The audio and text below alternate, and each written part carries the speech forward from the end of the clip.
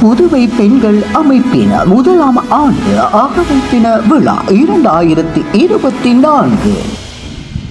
புதுமைகள் பல படைக்கும் புதுமை பெண்கள் அமைப்பின் முதியவர்களுக்கான உதவி வேலை திட்டம் என்ற துணை பொருளுக்கு இணங்க மற்றும் ஒரு மக்கள் சேவை ரத்தினபுரி மாவட்டத்தில் இம்மாதம் 15ஆம் திகதி ரத்தினபுரி கலவட தமிழ் வித்தியாலயத்தின் பிரதான மண்டபத்தில் காலை 8:30 மணி முதல் 50 முதியவர்களுக்கான உடைகள் கையளிக்கும் நிகழ்வுகளும் பாடசாலைக்கு தேவையான நிறப்பூச்சிகள் கையளிக்கும் நிகழ்வுகளோடு புதுமை பெண்கள் அமைப்பின் பயணிக்கும் உறுப்பினர்களை கௌரவிக்கும் நிகழ்வுகள் என்பன சிறப்பாக இடம்பெற உள்ளது.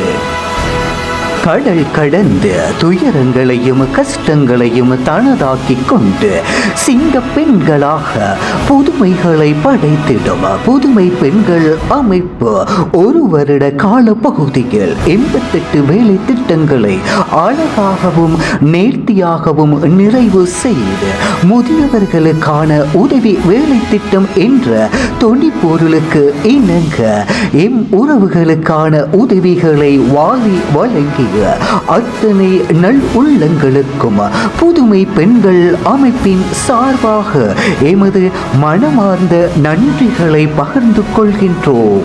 சுயநலம் நிறைந்த உலகில் கைவிடப்பட்ட உறவுகள் ஏராளம்.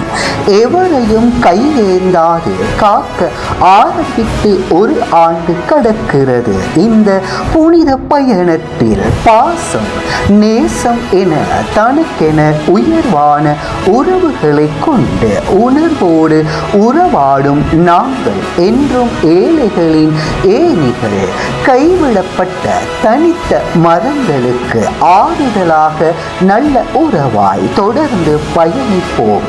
உங்கள் மகிழ்ச்சி எங்கள் எதிர்பார்ப்பு. இவ்விழாவில் கலந்து சிறப்பிக்க அனைத்து நல்லுள்ளங்களையும் புதுமை பெண்கள் அமைப்பின் சார்பாக அன்போடு அழைக்கின்றோம். எங்கள் வீட்டில் எல்லா நாளும் கார்த்திகை, எங்கள் நிலவில் என்றும் இல்லை தேய்திரை. எங்கள் வீட்டில் எல்லா நாளும் கார்த்திகை, எங்கள் நிலவில் என்றும் இல்லை தேய்திரை. கிளி கூட்டம் போல் எங்கள் கூட்டமே இது ஆனந்த பூந்தோட்டம், அன்பின் ஆலயம்.